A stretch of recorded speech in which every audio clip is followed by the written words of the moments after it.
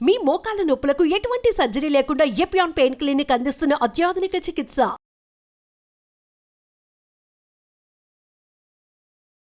Hello everyone, మీరు చూస్తుంది Suman TV. నేను మీ కీర్తి. క్యాన్సర్, వామ్మో పదం వింటేనే చాలా భయంగా ఉంది. చాలా ప్రామినెంట్ అండ్ చాలా కామన్గా వినిపిస్తున్న డిజీజ్ అయిపోయింది. అండ్ స్పెషల్గా ఈ వీడియోలో మనము అసలు haves and have nots of cancer disease, అంటే చాలా రకాల ఇన్ఫర్మేషన్ మనకి ఇప్పుడు మార్కెట్లో కనిపిస్తూ ఉంది. ఇది తినాలి, ఇది తినకూడదు, ఇదే తినాలి, దీనివల్ల వస్తుంది, దానివల్ల వస్తుందని. ఈ వీడియో ద్వారా మీకు గన్ షాట్ ఆన్సర్ దొరుకుతుంది. బికాస్ నా ఎదురుగుండా కూర్చున్నారు ప్రముఖ ఆంకాలజిస్ట్ డాక్టర్ మోహన్ వంశీ గారు. నమస్తే సార్. నమస్తే అండి. Sir, as I just said, చాలా మోస్ట్ కామన్ డిసీజ్ అండ్ చాలా ప్రామినెంట్ అయిపోయింది. ఆఫ్టర్ కరోనాతో అసలు ఎక్కడో విన్న దాని గురించి చాలా తరచుగా వింటున్నట్టుగా అనిపిస్తుంది sir. Different types of cancer అయినప్పటికీ కూడా గ్రాస్లీ అండర్ రిపోర్టెడ్ అండి, డెఫినెట్గా. సో ఈ ప్రాసెస్డ్ ఫుడ్స్ అన్నీ కూడాను హానికరం అండి. ఉదాహరణకి జస్ట్ సింపుల్ తీసుకుందామండి. మీరు రోజు మూవీ హాల్లో తినే పాప్కార్న్ మైక్రోవేవ్ ఓవెన్లో వెయిట్ చేస్తారు. ఓకే. అప్పుడు అనేక రకాలైన ఆక్టనోయిక్ యాసిడ్స్ దాంట్లో ప్రొడ్యూస్ అయ్యి అవన్నీ లివర్ క్యాన్సర్కి, బ్లాడర్ క్యాన్సర్కి దారితీస్తాయి. తెలుసా మీరు రోజు మీ పిల్లలకు పెట్టే పాప్కార్న్లో ఇంత విషయం ఉందని? లేదు సార్. మీరు రోజు కూల్ డ్రింక్స్ తాగేస్తుంటాం. ప్రపంచంలో అందరికన్నా ఎక్కువ కూల్ డ్రింక్స్ తాగేది మన దేశమే. యునైటెడ్ స్టేట్స్ కన్నా, యూరోప్ కన్నా ఎక్కువ తాగేస్తున్నాం కూల్ డ్రింక్స్.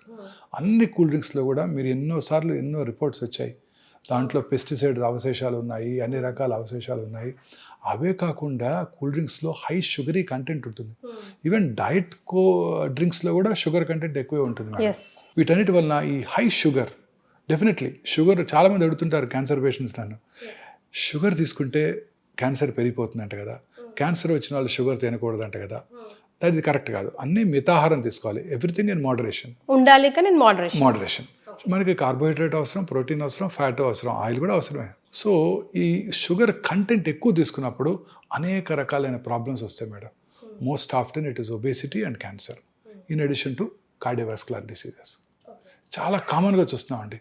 సో ఈ కోలాస్ ఇవన్నీ కూడా మనం పూర్తిగా అవాయిడ్ చేయాల్సి ఉంటుందండి. ఈ కోలాస్ అన్ని కూడా అన్ని రకాల షుగరీ డ్రింక్స్. ఇప్పుడు పాప్కార్న్ అన్నారు కదా సార్, ప్రాబ్లం పాప్కార్న్ తోనా లేకపోతే ఓవెన్ లో చేయడం వల్ల? ఓవెన్ లో చేయడం వల్ల. That's what we have to, because oven big no. అలాగే దిస్ నాన్ స్టిక్ ప్యాన్స్, వాటిలో ఉండే మనం దోశ వేసినప్పుడల్లా దాంట్లో ఉండే కెమికల్ మన దోశలోకి వస్తుంది, దోశతో పాటు మనకు వస్తుంది. స్లో పాయిజనింగ్ అన్ని రకాలుగా కూడా. మైక్రోవేవ్ ఓవెన్స్ మన చేతులతో మనం తింటూ పిల్లలకు పెట్టేస్తాం. ప్లాస్టిక్ సెషెస్లో మనం స్టోర్ చేస్తున్నాము, ప్లాస్టిక్ కప్స్లో మనం తాగుతున్నాము కాఫీ. ఇవన్నీ కూడాను డెఫినెట్గా ప్లాస్టిక్, పొద్దున్నే లెగిస్తే plastic mug, plastic brush, synthetic toothpaste, వేడి నీళ్ళు ఆ ప్లాస్టిక్ బకెట్లో, ఆ ప్లాస్టిక్ స్మెల్లోకి వస్తున్నాయి. ప్లాస్టిక్ నానో పార్టికల్స్ అనేక రకాల ఫుడ్ పార్టికల్స్లో ఉంటున్నాయని సైంటిస్టులు రోజు చెప్తున్నారు. Food scientist, food safety authorities అనేక రకాలైన ఈ ప్లాస్టిక్ యూసేజ్. మార్నింగ్ లేవగానే కార్లోకి వెళ్ళగానే it's all full of plastic inside. మన సమ్మర్ హీట్లో ఆ ప్లాస్టిక్లో ఉన్న కొన్ని సబ్స్టెన్సెస్ ఎవాపరేట్ అయ్యి అవన్నీ టాక్సిక్ గ్యాసెస్ మనం రోజు ఇన్హేల్ చేస్తున్నాం. In addition to automobile pollution, మన రోజు ఉండే ఆటోమొబైల్ పొల్యూషన్తో పాటు ఈ ప్లాస్టిక్ పొల్యూషన్. మీరు సిగరెట్ తాగక్కర్లేదు, పంజగుట్ట చౌరస్తాలో 5 నిమిషాలు నుంచుంటే చాలు, 50 సిగరెట్స్ తాగినంత మీకు ఇల్ ఎఫెక్ట్స్ వచ్చేస్తాయి. సో అన్ని రకాలుగాను ఈ ఆటోమొబైల్ పొల్యూషను, ఫుడ్ పొల్యూషను, ఇవన్నీ కూడా మనకు అనేక రకాలుగా క్యాన్సర్ అవడానికి దోహదం చేస్తున్నాయి. అన్ని రకాల ఇండస్ట్రీస్ అండి. ఇప్పుడు ఉదాహరణకి రామగుండమే తీసుకుందామండి. Open cast mines, coal burn చేయడం జరుగుతుంది. Thermal power plant vicinity 1 kilometre ఉన్న వాళ్ళందరూ కూడా క్యాన్సర్ వచ్చే అవకాశాలు ఎక్కువ ఉంటాయండి. ఫర్టిలైజర్ ప్లాంట్, గ్రానైట్ కింద అండర్ గ్రౌండ్లో, ఇవన్నీ కూడాను క్యాన్సర్ కారటానికి దోహదం చేస్తున్నాయండి. సార్ ఇవన్నీ అవాయిడ్ చేయలేమే కదా మనం? అన్ని అవాయిడ్ చేయలేము. సో మరి ఇంకేం చేయాలి? స్లోగా అనేక దేశాలు వీటిని అవాయిడ్ చేస్తున్నాయండి. ఇప్పుడు మనం చేస్తున్నది, మన గవర్నమెంట్ కూడా is on the job that renewable energy. So ఇదంతా కూడాను అన్ని రకాల ఇన్సెంటివ్స్ ఇస్తున్నారు కదండి. సోలార్ ప్యానెల్స్ పెట్టుకుంటే ప్రతి హౌస్ మీద సోలార్ ప్యానెల్ పెట్టుకోవడానికి, సో దట్ ఫ్యూచర్లో థర్మల్ పవర్, అటామిక్ పవర్ పూర్తిగా అవాయిడ్ చేసుకోవడానికి, ఇవన్నీ కూడా మనకి యూస్ఫుల్ అవబోతున్నాయి. సార్ సిగరెట్ కన్నా ఫ్రెంచ్ ఫ్రైస్ తినడమే చాలా దారుణం అంటున్నారు సార్. దీని మీద మీ కమెంట్? అండ్ రీహీట్ ఫుడ్ కూడా. Yes. So reused oils, reheated foods, especially non vegetarian items, French fries, ఇవన్నీ కూడా డేంజరస్ అండి. I will just enumerate 7 white substances అండి. First one is white bread అంటే మైదాతో చేస్తారండి. ఇది వైట్ ఫ్లోర్ అంటే మైదానే. ఈ మైదా తయారీలో అనేక రకాలైన కెమికల్స్ వాడుతుంటారండి. ఆ కెమికల్స్ అన్నీ కూడా కార్సినోజెన్సే. అన్ని రకాల కెమికల్స్ కూడా కార్సినోజెన్సే. మైదా తయారీ అంతా కూడా కెమికల్ కార్సినోజన్స్. సార్ కానీ మనకన్నా వెస్టర్న్ కంట్రీసే కదా సార్ వైట్ ఫుడ్ మీద ఈ మైదా స్పెషల్లీ బ్రెడ్స్ మీద ఎక్కువ అందుకే కదండి అక్కడ క్యాన్సర్స్ చాలా ఎక్కువనే అంటారు. ఇప్పుడు చూసాం కదా యునైటెడ్ స్టేట్స్. మరి ఇప్పుడు వాళ్ళు ఎలా డెవలప్డ్ అయ్యారు, మనం ఇంకా అండర్ డెవలప్ ఎందుకున్నాము? That is different. వాళ్ళు తీసుకునే ఫుడ్ ఐటమ్ వల్లే వాళ్ళ క్యాన్సర్స్ ఎక్కువ వస్తున్నాయి. ఇప్పుడు మీకు యునైటెడ్ స్టేట్స్లో 300,000 పాపులేషన్కి 1.9 మిలియన్ క్యాన్సర్స్, చాలా ఎక్కువ కదండి. చాలా అర్బనైజేషన్ పెరిగే కొద్దీ క్యాన్సర్ ఇన్సిడెన్స్ పెరిగిపోతుంది. సో ఈ white flour, white rice is ఆ స్టేపుల్ ఫుడ్. అవునండి, దాని దంపుడు బియ్యం తింటాం బెటరు, హ్యాండ్ పౌండ్ రైస్ ఇవి చాలా 100 రెట్లు బెటరు. మా చిన్నప్పుడు కూడా దంపుడు బియ్యమే అందుబాటులో ఉండేది. సో మీరు చూసుంటుంది పిల్లలు కాబట్టి. సో దంపుడు white rice, white pasta, white potatoes definitely. మీరు చెప్పారు ఇప్పుడే మీరు ఫ్రెంచ్ ఫ్రైస్ అని, they are very dangerous. Potato is a simple carbohydrate. చాలా మంది చెప్తుంటారు పొటాటోని కాంప్లెక్స్ కార్బోహైడ్రేట్ చేయొచ్చు అంట. పొటాటోని ముందుగా బాయిల్ చేసేసి దాన్ని ఫ్రిడ్జ్లో ఉంచేసేసి నెక్స్ట్ మార్నింగ్ దాన్ని కనుక తిన్నట్టయితే దాని కాంప్లెక్స్ కార్బోహైడ్రేట్ అయిపోతుంది, అంటే స్లోగా షుగర్ రిలీజ్ అవుతుంది. ఇవన్నీ కూడా డేంజరస్ అండి, అన్నీ వైట్.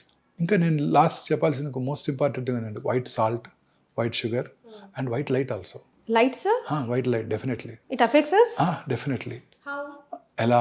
ఈ వైట్ లైట్లో పనిచేసే వాళ్ళందరూ కూడా ఇప్పుడు మీరు రోజు గచ్చిబౌలి వస్తుంటే టాల్ టవర్స్ ఉంటాయి, ఆ టవర్స్ నిండా వైట్ లైట్ వెలుగుతూ ఉంటుంది.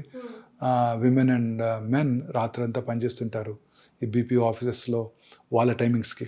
కరెక్ట్. సో వాళ్ళందరికీ కూడా క్యాన్సర్ వచ్చే అవకాశాలు చాలా చాలా ఎక్కువ. రాత్రిపూట మీరు ప్రశాంతంగా అర్లీగా భోజనం చేసేసి, మన పాత అలవాటు ప్రకారం సన్సెట్కి ముందే భోజనం చేసేసి చక్కగా 8కో 9కో పడుకొని నిద్రపోయి బెడ్ లైట్ కూడా పెట్టుకోకుండా, లైట్ వేసుకోకుండా పొద్దున్న 5 గంటల లెగిస్తే మీ క్యాన్సర్ వచ్చే అవకాశాలు సగానికి సగం తగ్గిపోతాయి. అలా కనుక మీరు పడుకుంటే 1 o'clock 2 o'clock మెలటోనిన్ అనే హార్మోన్ ఉత్పత్తి అవుతుందండి. ఆ melatonin hormone it has a strong anti cancer properties. So ఆ టైంలోనే ఎక్కువ రిలీజ్ అవుతుంది. మనం అంతా కూడా రాత్రి లేట్గా ఇంటికి వెళ్తున్నాము, 9కో 10కో 11కో ఇంటికి వెళ్ళాక అప్పుడు డిన్నర్ చేస్తున్నాము, అప్పుడు మళ్ళీ టీవీ చూస్తున్నాం చాలాసేపు, ఆ తర్వాత పడుకునే ముందు ఆ బ్లూ స్క్రీను, మొబైల్ స్క్రీన్లో మెసేజ్లు, న్యూస్ చూసి అప్పుడు పడుకుంటున్నాం. It disturbs melatonin hormone production తగ్గిపోతుంది. వీళ్ళందరిలో క్యాన్సర్ వచ్చే అవకాశాలు ఎక్కువైపోతున్నాయి. అందుకే అర్బనైజేషన్ పెరిగే కొద్దీ క్యాన్సర్ వచ్చే అవకాశాలు పెరిగిపోతున్నాయి. ఈ ప్రాసెస్డ్ ఫుడ్స్ అన్నీ అవే కదండి. Canned foods, canned tomatoes, canned fruit juices అన్నీ కూడా డేంజరసేనండి. Fresh fruit juices, fresh fruits అవి కనుక తిన్నట్టయితే క్యాన్సర్స్ రాకుండా ఉంటాయి. సో మనం డెవలప్ అవుతున్నాము, అన్ని రెడీమేడ్ అని మనం అనుకుంటున్నాం, అన్ని చకచకా జరిగిపోతున్నాయి. పొద్దున్నే వాడే సీరియల్ దగ్గర నుంచి అన్నీ డేంజరసే. మీరు వాడే ఆ పామ్ ఆయిల్, సీరియల్ ఓపెన్ చేసి చూడండి, మీ పిల్లలకు పెట్టే సీరియల్స్, దాని చాకోస్ ఇంకేవో చాలా అంటాం, అన్ని కూడా క్యాండే, అన్నీ క్యాండ్ ఫుడ్సే. సరే ఇప్పుడు మనం అసలు తినకూడదని చెప్పాం కదా, అసలు లైక్ ప్రివెంటివ్ మెజర్స్లో తినాల్సినవి ఏమైనా సజెస్ట్ చేయగలమా? డెఫినెట్గా అండి. ప్రతిదాన్ని స్వాప్ చేసుకోవటమే మనం. వైట్ పాస్తా బదులు plant based legume based pasta, white rice బదులు దంపుడు బియ్యం, పొటాటోస్ బదులు డిఫరెంట్ కలరీ vegetables, bell peppers, rainbow colours అంటారు, అన్ని కలరీ వెజిటబుల్స్, దొండకాయలు, బెండకాయలు, వంకాయలు, క్యాప్సికము, అలాగే bell peppers, yellow colour, red colour bell peppers, ఇవన్నీ వెరీ వెరీ హెల్దీ ఫుడ్స్. వీటిలో highest content of fibre, antioxidants ఉంటాయి. ఈ యాంటీ ఆక్సిడెంట్స్ క్యాన్సర్ రాకుండా చేస్తాయి. సో కలర్డ్ ఫుడ్ ఐటమ్స్ అన్నీ కలర్ఫుల్గా ఉండాలి లైఫ్. ఇవే కలర్డ్ ఫుడ్స్ అంటే ఇవి తినాలి. యానిమల్ ప్రోటీన్ బదులు plant protein, legumes, soya, rajma, chole, chana. మన Indian food is very rich food అండి.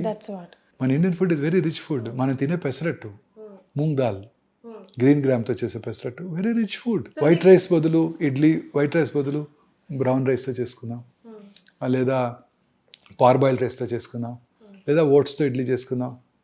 సో ఈ వైట్ రైస్ని ఓట్స్తోనో కిన్వాతోనో బాజ్రా రోటీస్ తిందాం.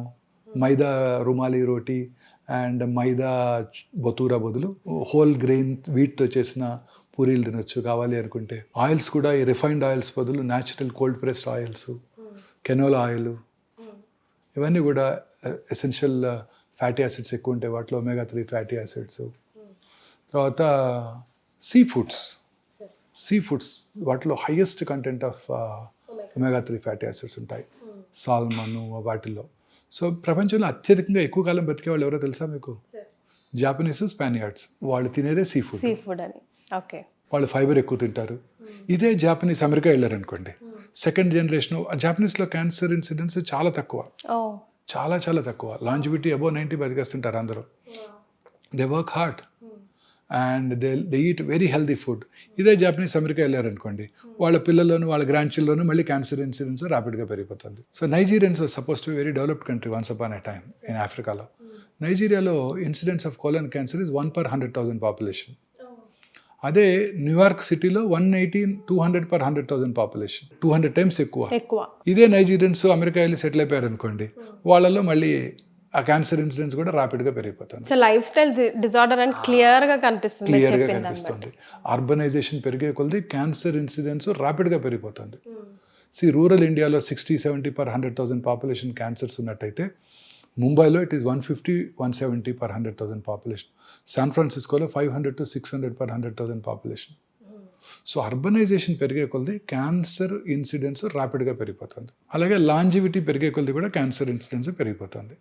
80 సంవత్సరాల వయసు ఉన్న స్త్రీలు జూబిలీహిల్స్లో 100 మంది ఉన్నారనుకోండి, అందులో 10 మందికి బ్రెస్ట్ క్యాన్సర్ ఉంటుంది. 90 సంవత్సరాల వయసు ఉన్న స్త్రీలు జూబిలీహిల్స్లో 100 మంది ఉన్నారనుకోండి, వాళ్ళలో 16 మందికి బ్రెస్ట్ క్యాన్సర్ ఉంటుంది. సో ఇలా మన ఫుడ్ ఐటమ్స్ని మనం చేంజ్ చేసుకోవాలి.